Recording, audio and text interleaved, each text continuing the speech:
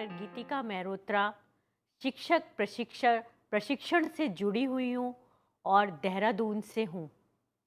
इसके अलावा मैं स्वतंत्र रूप से इंदिरा गांधी मुक्त विश्वविद्यालय, उत्तराखंड मुक्त विश्वविद्यालय और देव संस्कृति विश्वविद्यालय हरिद्वार से भी जुड़ी हूँ।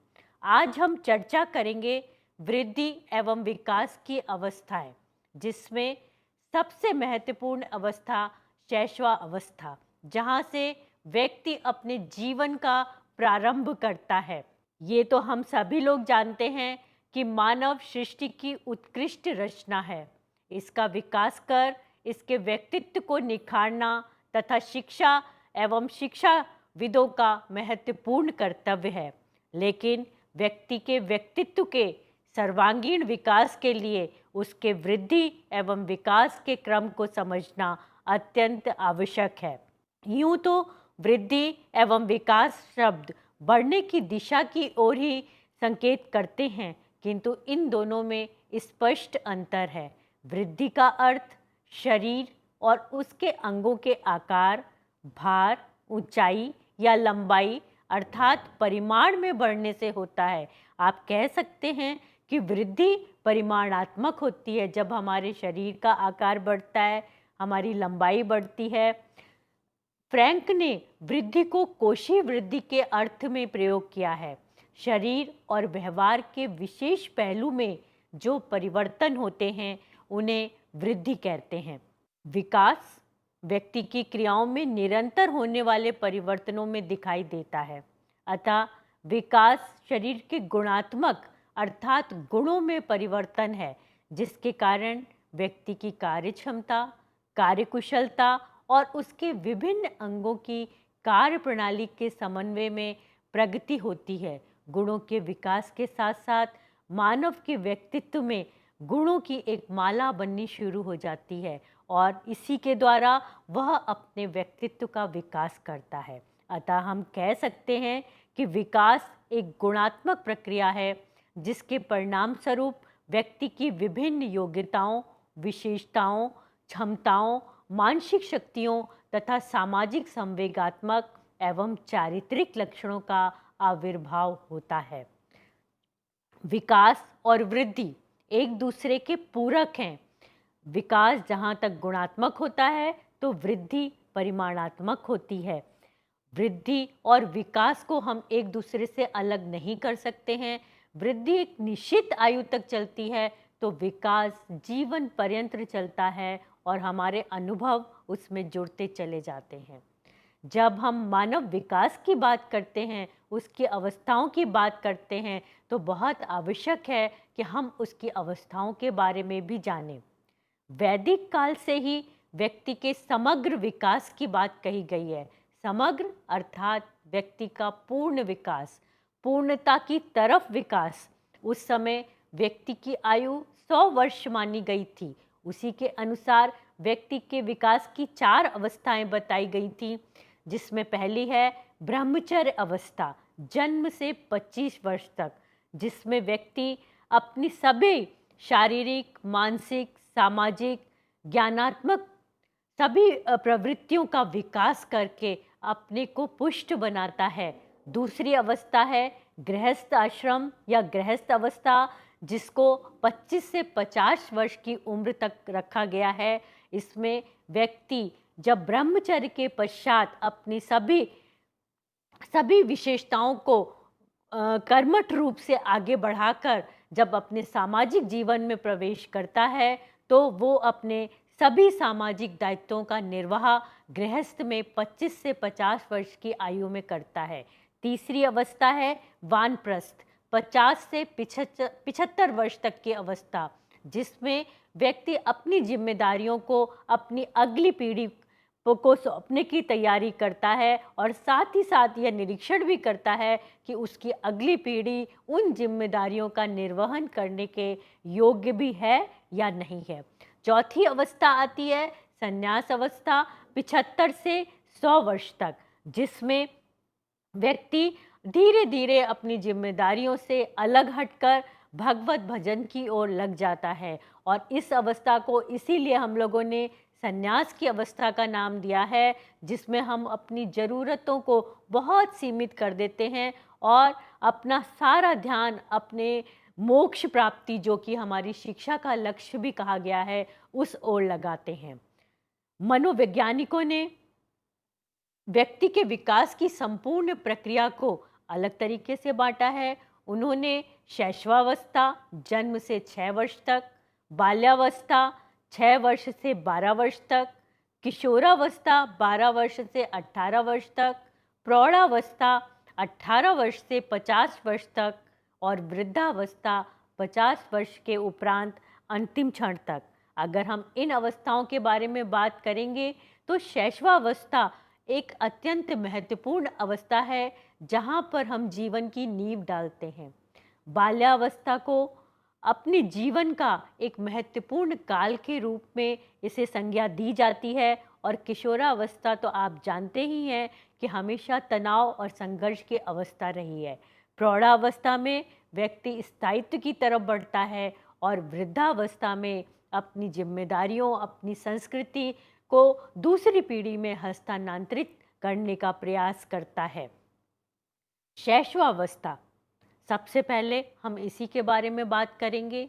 सामान्यतः मानव शिशु के जन्म से 5 या 6 वर्ष की अवस्था शैशवावस्था मानी जाती है। इसे प्रारंभिक बाल्यकाल भी कहा जाता है। मनुष्य की यह अवस्था सबसे महत्वपूर्ण होती है, क्योंकि शैशवावस्था ही वह आधार है, वह नींव है जिस पर बालकों के भावी जीवन का निर्माण किया जा सकता है। इस समय हम बालक के अंदर जिन आदतों का, जिन प्रवृत्तियों का विकास देखना चाहते हैं आगे जाकर, उन सभी की नींव यहीं पर डाली जाती है। और जैसा व्यवहार, जैसे मूल्यों का विकास, जैसी अभिवृत्ति हम बालक के अंदर विकसित कर देंगे, वही व्यक्तित्व लेकर बालक जीवन पर्यंत चलता रहेगा। स्ट्रैंग के विचार में जीवन के प्रथम 2 वर्षों में बालक अपने भावी जीवन का शिलान्यास करता है। यद्यपि किसी भी आयु में उसमें परिवर्तन हो सकता है, किंतु प्रारंभिक प्रतिमान सदैव बने रहते हैं।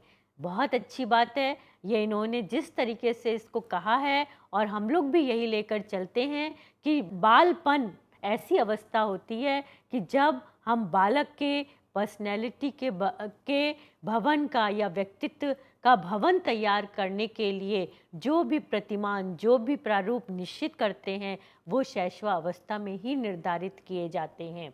शैशवावस्था को पूरी तरीके से जानने के लिए, उसके विकास क्रम को समझने के लिए और उसी के अनुसार उसके विकास को उचित दशा देने के लिए हमें शैशवावस्था की प्रमुख विशेषताओं को जानना अत्यंत आवश्यक है, जिनमें पहली है शारीरिक विकास में तीव्रता।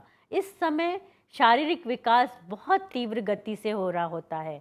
दूसरा, मानसिक शक्तियों का तीव्र विकास। जल्दी जल्दी बालक सीखने का प्रयास करता है, अपने आसपास के वातावरण को पहचानने की कोशिश करता है।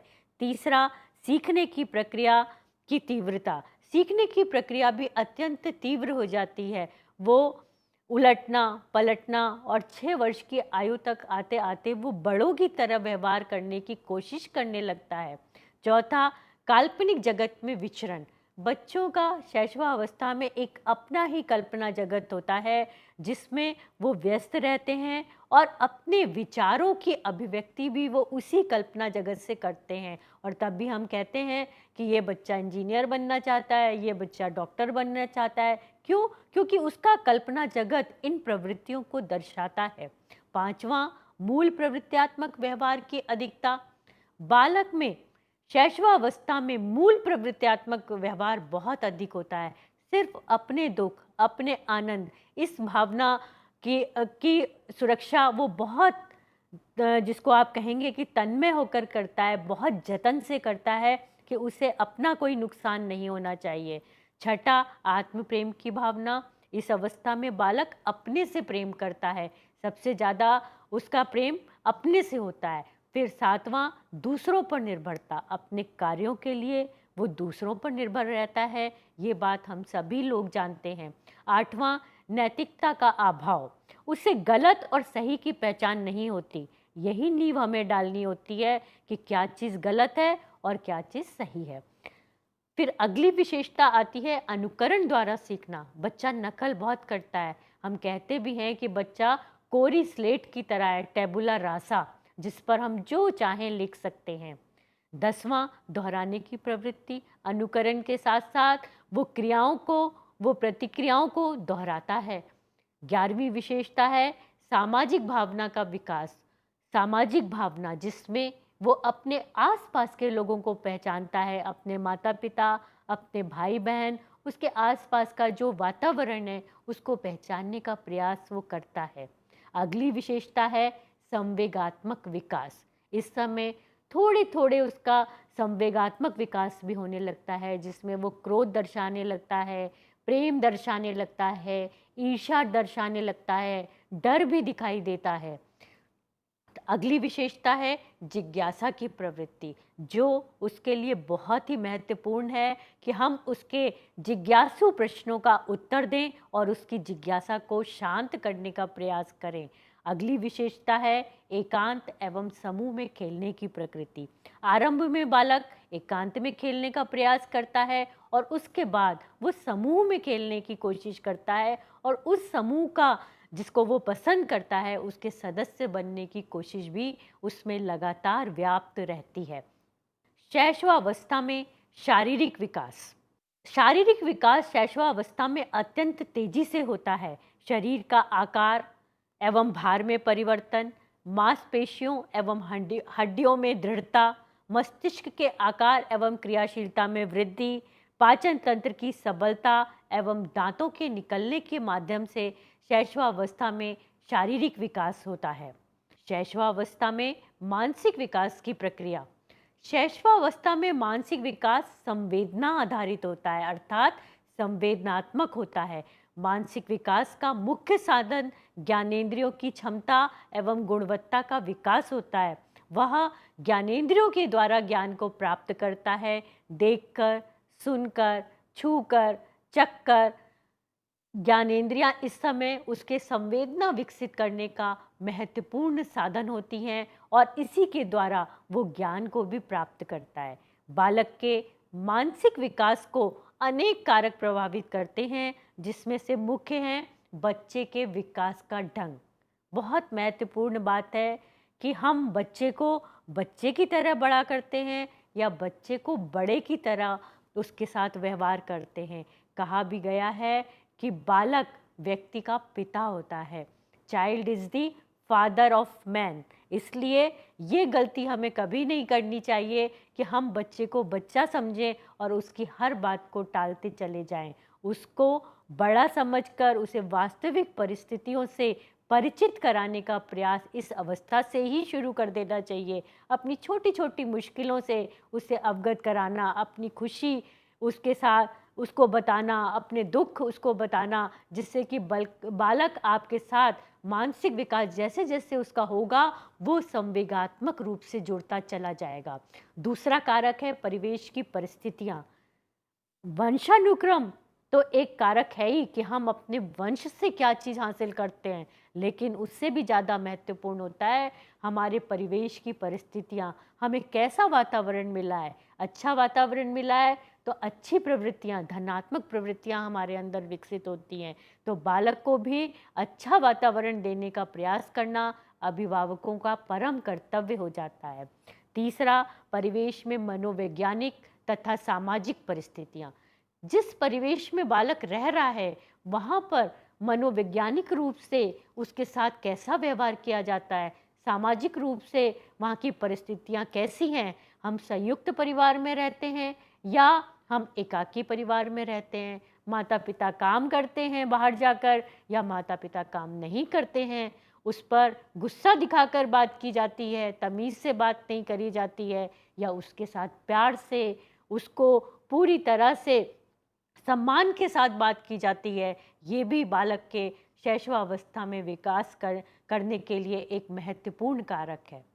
अगला कारक है मानसिक विकास का मूल्यांकन करने के लिए प्रयुक्त परीक्षण। जरूरी नहीं है कि हम बड़े बड़े परीक्षणों को लेकर मानसिक विकास का मूल्यांकन करें, लेकिन थोड़े थोड़े समय पर बालक के मानसिक विकास का मूल्यांकन उसकी क्रियाओं के द्वारा करना अत्यंत आवश्यक हो जाता है, जिससे कि हम उसके मानसिक विकास को सही दिशा की तरफ निर्दिष्ट कर सकें।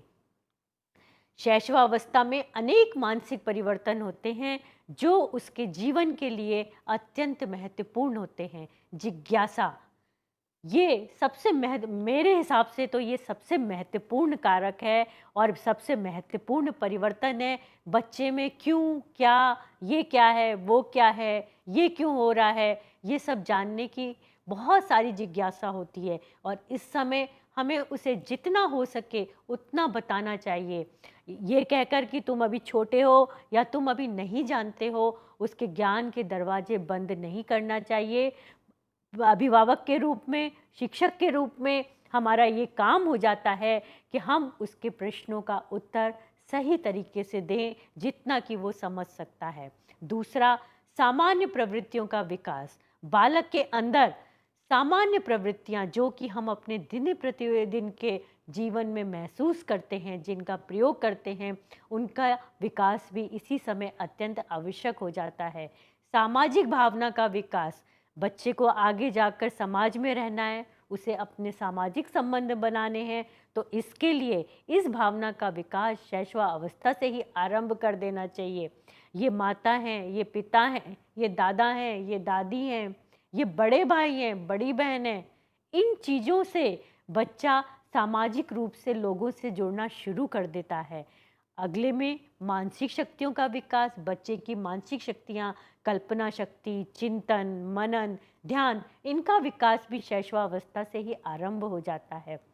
रचनात्मक प्रवृत्तियों का विकास। आपने देखा होगा कि बच्चे नए नए खिलौनों को तोड़ देते हैं, तोड़ के वो ये देखना चाहते हैं कि ये कैसे बना है, फिर उसे जोड़ने का प्रयास करते हैं, किसी नई चीज़ को बनाने का प्रयास करते हैं।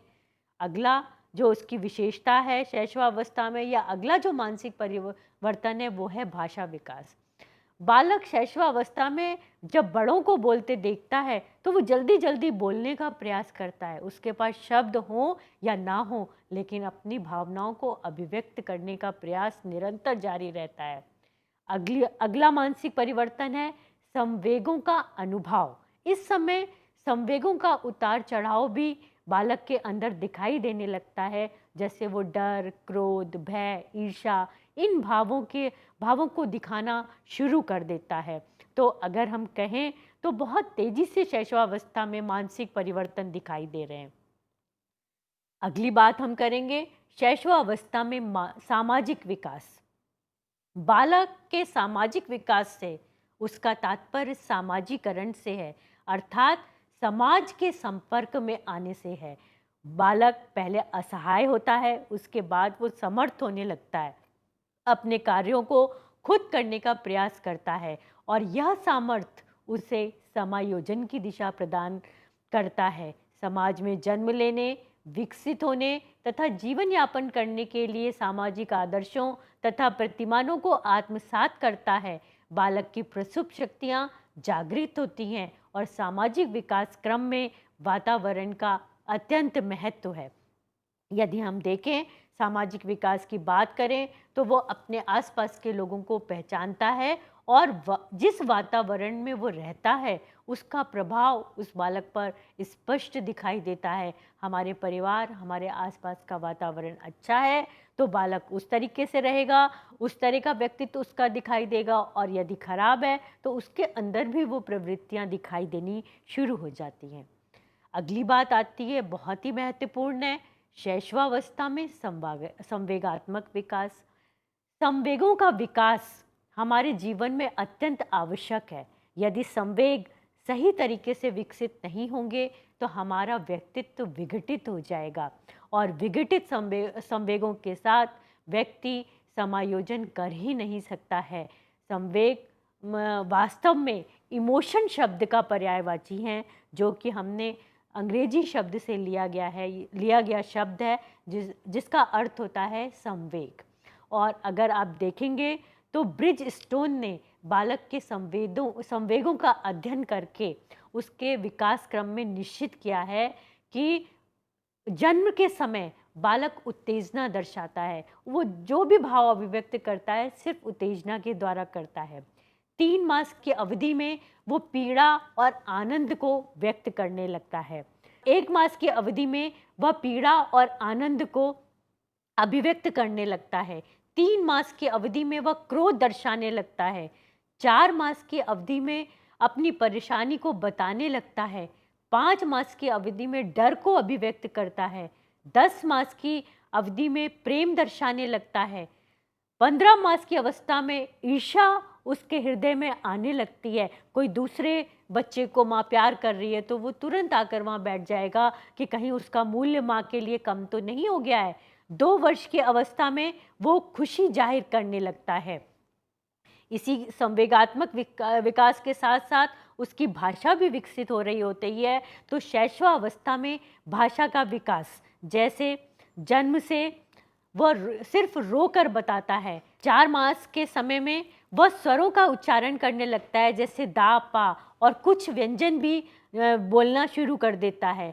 8 मास की अवधि में अपने ही शब्दों को दोहराता है, जैसे माँ माँ, बा बा। 1 वर्ष में वह शब्दों को बोलता है। 18 माह में लगभग 100 शब्द उसके पास हो जाते हैं। 2 वर्ष में वो शब्दों की श्रृंखला बना लेता है और 3 से 6 वर्ष में वह बातचीत करता है। ऐसे समय में माँ बालक के संकेतों को समझकर उसके सब शब्द भंडार में वृद्धि करती है, जिससे बालक में 4 कौशलों की अभिवृद्धि होती है। पहला, पूर्ण स्वरूपीकरण अर्थात सही उच्चारण, बहुत महत्वपूर्ण है। बालक से हमें कभी भी गलत उच्चारण में बात नहीं करनी चाहिए। दूसरा, सत्य क्रियान्वयन, वास्तविकता से परिचय कराएं किसी भी वस्तु का, किसी भी व्यक्ति का, जिससे उसका सही प्रत्यय उसके मस्तिष्क में स्थापित हो। तीसरा, उत्साहवर्धन, परिस्थिति अनुसार बोलने का अभ्यास। चौथा, संभाव्यता, संभावित व्यवहार, संभावित परिस्थितियों में वो किस तरीके का विकास करेगा। भारतीय मनोविज्ञान एवं परंपरा ने वृद्धि एवं विकास को प्रभावित करने वाले 4 कारक बताए हैं। पहला, देश एवं क्षेत्र, जहाँ पर बच्चा जन्म लेता है उसकी भौगोलिक परिस्थिति भी उस पर प्रभाव डालती है। काल, समय, जिस समय में जिस नक्षत्र में बालक जन्म लेता है वो भी उसके व्यक्तित्व को प्रभावित करते हैं।